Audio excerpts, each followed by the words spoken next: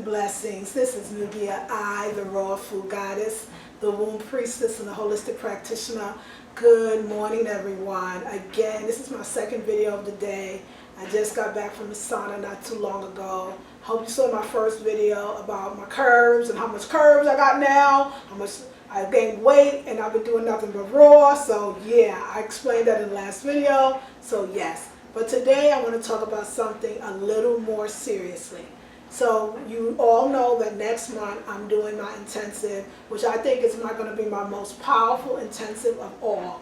And I invite not just women in, but I invite men too. It's called post-traumatic slave syndrome. If you go back to a video or two, I explain what that is. But basically it's a disorder, if you will. It was based on post-traumatic stress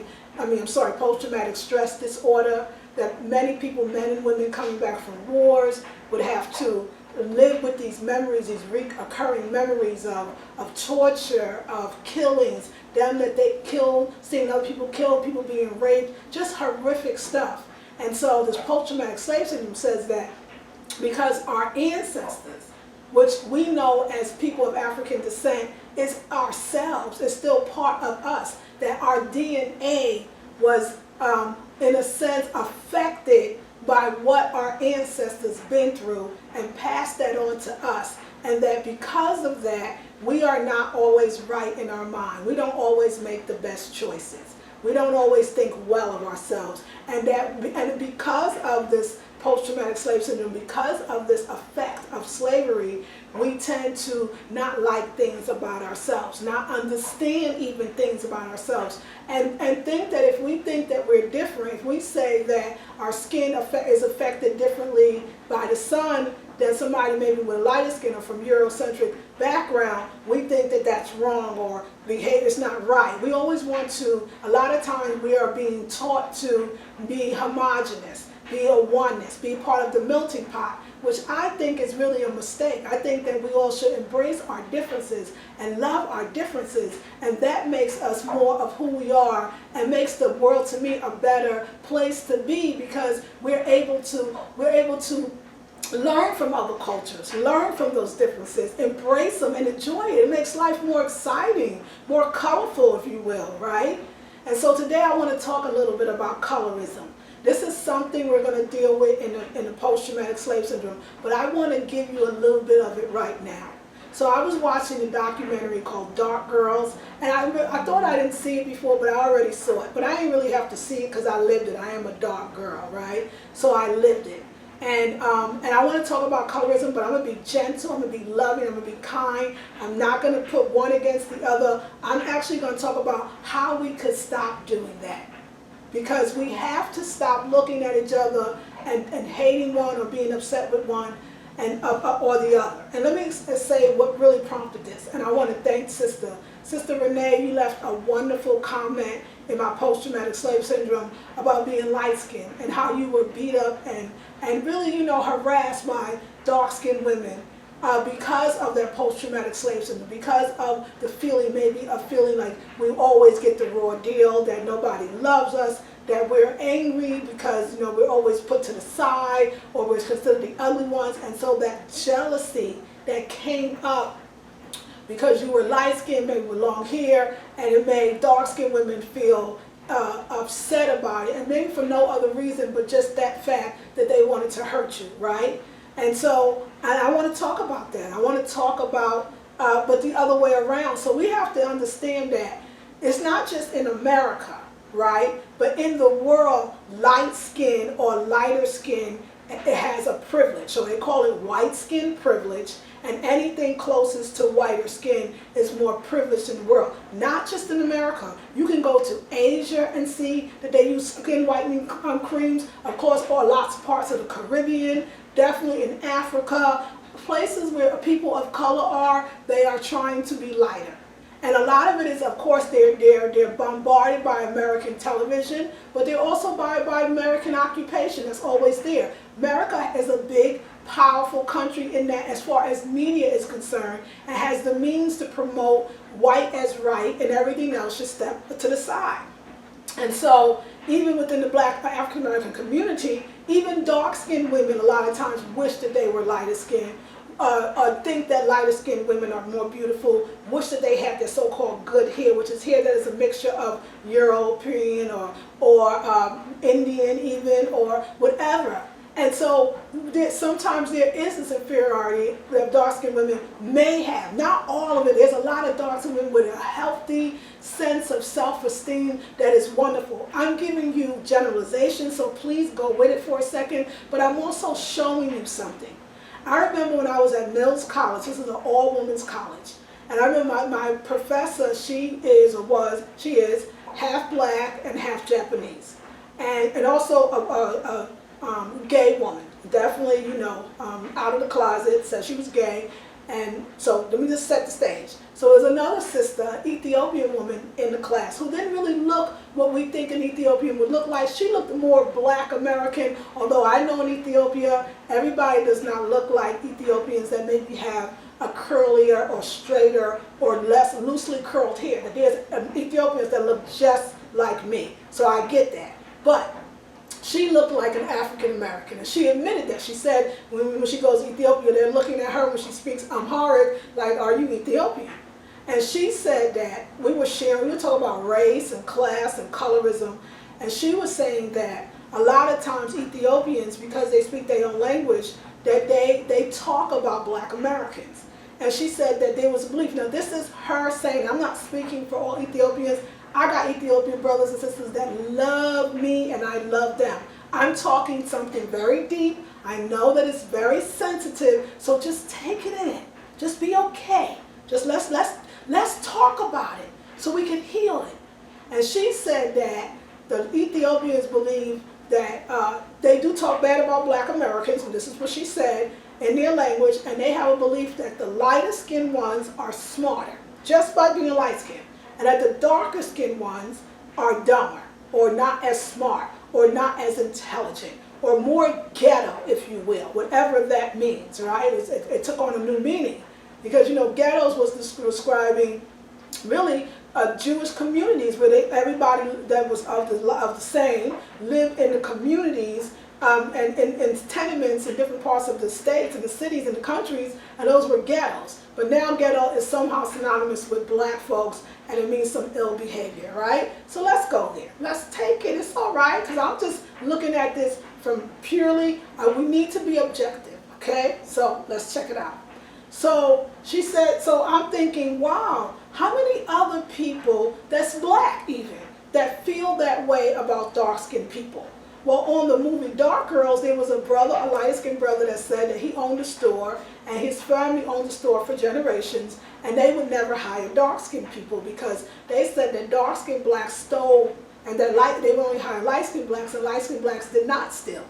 And so he said that he felt bad that he was the same way, but he said he had to admit that the dark-skinned people did steal and the light-skinned people didn't. Now, of course, we're talking about generalizations, but this is still a belief system that to be dark means to not have. Now, let's say that these things have happened and that they're true. I noticed something even when I'm walking down the street. When I walk down the street and see homeless people that are black, the majority of them are dark skinned. When I worked in San Quentin, and I'm gonna tell you that I don't think that that's a mistake. I think that's on purpose. When I went to San Quentin, I used to work in San Quentin prison, y'all. Work up in it. I used to teach creative writing and theater, but creative writing mostly, to men. I was the only woman, and the partner that I was with a brother, and we taught male inmates. When I asked where are the tall, dark, and handsome brothers, why they not just walking down the street? Because they're in prison. Most of the prisoners, most of the inmates were the blackest of the blackest men. They were the most beautiful, chocolate. Girl, all y'all want to make babies with these brothers. They were so fine, so black, so chocolate, so built, so buff, so gorgeous. Now, why is that? I don't see those men on the street, but I see those men locked behind bars. See, what you have to understand is, if I was to destroy a people, I'm going to first destroy the darkest of the people, because they're the ones that's going to keep the so-called race, if you will, going. So, of course, and I'm going to put them down. down more. I'm going to make it harder for them to get a job. I'm going to make it harder for them to go get education. I'm going to make it harder for them because I fear them. I'm talking about the dominant culture, the powers that be. White supremacy, if you will. We can use that word.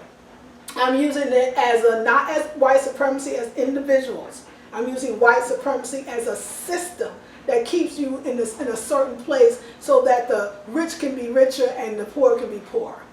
So I would definitely go after the darker ones, because if I can kill those seeds before they create other seeds, before those seeds grow, I can dominate the other people.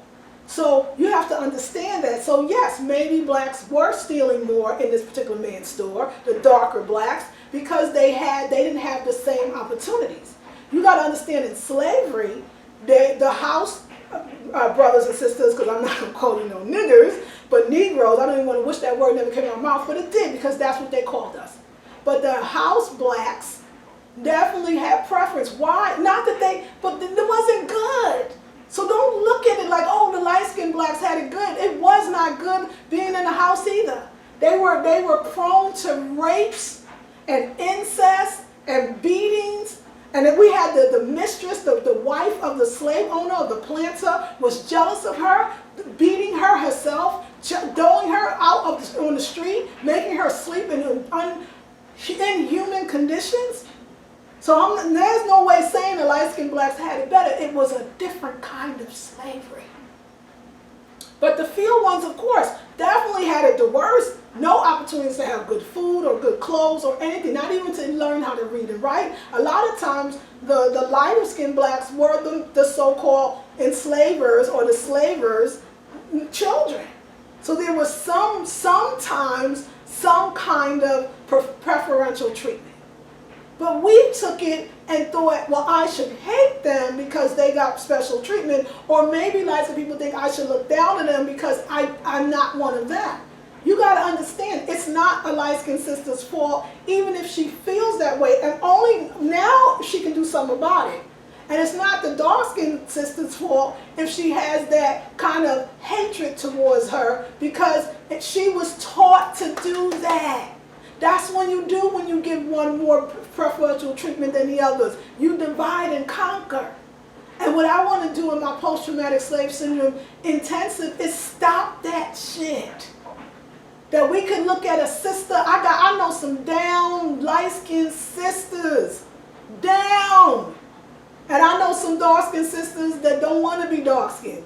And I know some down dark-skinned sisters, and I know some light-skinned sisters that want to be as far away from being black as anybody else. And I don't look at any of them more preferential than the other. I know where it comes from. And I want us to heal it. Wouldn't it be nice to look at a light-skinned, look at a dark-skinned woman and know that she could be just as intelligent and just as beautiful as me? Wouldn't it be nice for a dark sister to look at a light-skinned sister and say, just because she's light-skinned don't mean she's down, don't know who she is, don't love her people? That she's my sister? We're going to have to, because most black families I know, we got light-skinned, we got dark-skinned, we got brown-skinned, we got mixed, we got all kinds of things. So how are we going to hate? If we don't stop doing it, we're teaching our darker daughters that they're inferior, that light is right. Even if they told you that, I hope you know that that's a lie. That you're right. Your black skin, your brown skin, your light skin is right. When I talk about Renee, and I thank you, this sister's been down for me forever. She's a sister, she's mixed, of mixed ancestry. But she wants this to stop as well. And so do I. I know that if we could build our sisterhood up, regardless of the dark and the light and the brown, we would take over the world, y'all. We would, and not only that, because I believe that American blacks affect the world. That if American blacks got it together, then that Asian in Thailand maybe she won't bleach her skin anymore, because she would realize how beautiful she is. That the Asian in Cambodia would not actually change and do plastic surgery on their noses, and they would realize how beautiful it is. How the dark-skinned Mexicans, or the Latinos. Let's talk about black Latinas that say they're not black. And I'm not getting on you. I understand why you say that, because everything that looks black is dirty, is nasty, is bad love, is bad, right? The society says it, right? Black male, black cat, right? You know, all bad.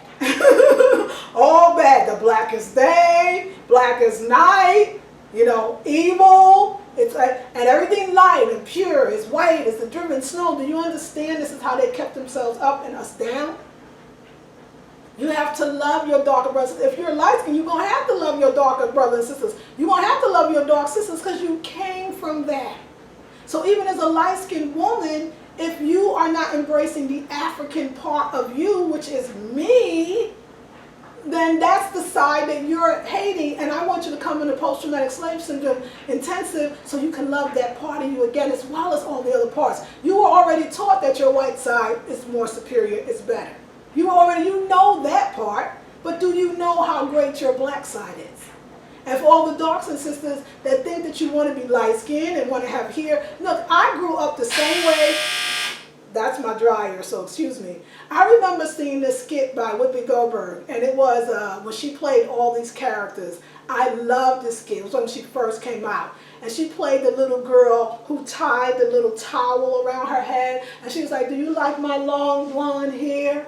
You know what? Me and my sister, we used to do that too. Tie a long towel or something and swing it around, because we saw on TV that, you know, the white girl's hair swung and was all long and it was blonde, and that must be what a girl is because that's all we saw. So now we don't maybe do blonde hair, although many of us do, but we still want to swing it around and have that girly hair because that's what the Barbies look like, even the black ones.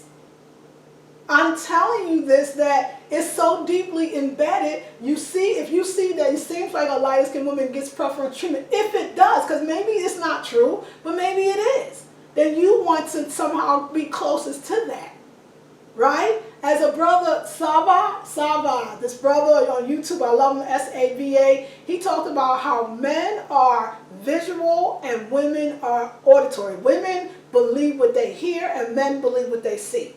So of course our men, black men, are going to want women that are closest probably to white. Some of them, not all of them, because actually I think lots of black men love black women, to be honest. I meet them every single day. But there are those that wanted the lighter skinned girl or the one that's half white or the one that looks closest to. Nothing against the lighter skinned girl that is half white or looks closest to. That's one aspect of our beauty as black women. But it's because everything, and still everything, is blondes have more fun, you know, everything is showing her with her hair flowing and her body and her this. Because in slavery, she was taught, the mistress, the white woman, the master's wife, was not supposed to be touched. She was not supposed to breastfeed. She was not supposed, she was like a porcelain doll. She was put up on a pedestal. But the black woman was, I guess, built for, this is what they justified for rape and that she was lower. But in actuality, I know they knew she was beautiful and fine. But if they made you think that, if you started thinking you were beautiful with your dark skin or any part of your blackness, even as a light-skinned woman, if you thought that your blackness is the part of you that makes you so very beautiful, if you thought that, then you would say no to all the racism, all the lies, all the brainwashing that says that white is right and black get back and brown stick around, right? You would say, no, this is ridiculous. I gotta show my sisters that I love them and I love myself. Dark sisters, I gotta show my light-skinned sisters that I don't hate you. I don't want to hate you. I don't want to be jealous of you, but also I don't want to envy you. And I don't need to be you, I need to be myself. Because we're one, we're still fighting the same fight, fighting in the sense the same enemy, which is called white supremacy. White supremacy, let me explain that. It's not talking about individual, wonderful, nice white folks that do exist. It's talking about a system that keeps things in place so that the dark-skinned person from Thailand and Cambodia will want to bleach their skin. And the sisters in Nigeria and Ghana would want to bleach their skin. Because we need to believe that something is wrong with me. If I don't like myself, I'm not going to treat myself well. If I don't treat myself well, I'm not going to treat other people that look like me well. I'm not going to do it. So I want us as sisters, whether we mix, we light skin, we dark skin, we brown skin, to love and appreciate. Maybe too when we walk, can I give you some suggestions, something we could do? Maybe when we walk down the street and if we're light skinned and we see a dark-skinned sister, tell her how beautiful she is. Same thing, dark-skinned sister, tell other sisters how beautiful they are. Tell them when you see a sister with her natural that you love her hair. Tell her that, have conversations. I understand too, it's this idea of competition. It all comes from slavery. When we get into the post-traumatic slave syndrome, we're going to change lives. They don't want us to unite. But if the black woman unites, oh my goodness, we're going to change. Every culture is going to follow after us. Soon people are going to be wanting to be darker, wanting to have nappy hair. We see it now, but we still see it in a way that I think is a little disrespectful. It's kind of like a comedy or a joke. I'm talking about if every culture could love who and what they are, since the majority of the world are people of dark skin, I mean people with color. If the Latinos, now I'm not saying that all black Latinas don't like being black. I met some that didn't. They wouldn't even say they're black. They would say they're Puerto Rican first, or Dominican first, or Panamanian first, but not that they're black. Or maybe their blackness was obvious and we should know. And I'm not mad, I'm not judging you, I'm not calling you out. I'm saying that that is also part of the post-traumatic slave syndrome. And you sitting there wasting your time trying to fry your hair, trying to get a weave, trying to lighten your skin, when you so goddamn fine, when you so damn beautiful. I mean, it's amazing. I see such beautiful black women walking down the street every day on TV, magazines, and I just go, we've been bamboozled, we've been hoodwinked, and we're running amok, just like Malcolm X said. And I'm telling you, sisters, if we could love ourselves and each other as black women, regardless of dark skin, brown skin, or light skin, regardless of the languages that we speak, knowing we're still black and beautiful, and staying united, and show the world we know who we are, if you want to do it, if you down with this, if you want to change because you're light skinned but you got a dark skinned daughter. I'm dark skinned, my daughter's light skinned. It's silly to fight, we fighting with each other. So if you know you want your daughters to see themselves and other people that look like them, or black people that may have a different shade to still be beautiful, you want your sons not to talk bad about dark-skinned women, and dark-skinned women are mean, dark-skinned women are ugly, all dark-skinned women are good for us, all dark-skinned women got beautiful bodies but their faces not cute. What kind of shit is this? This is such a lie. If you want it to stop, if you want to delve deeper, if you want to be somebody who changes the mentality of your people, if you want to do that, join the intensive. It is on the website right now. It's called Post-Traumatic Slave Syndrome. It starts the first Friday of December, but you can actually purchase the card or purchase the class right now. Anyway, I hope it was short. It probably wasn't, because I can go on and on and on and on. But I love you, and that's why I do it. It's going to be exciting. Okay, I gave you a lot. There's a lot more in the post-traumatic slave syndrome intensive, and we are going to dig deep. It's only $97. I hope you can join. This is Nubia I, the raw food goddess, the womb priestess, and the holistic practitioner. Thank you, ancestors. Thank you. Thank you. And I am sending you an abundance of black pride. Peace and blessings.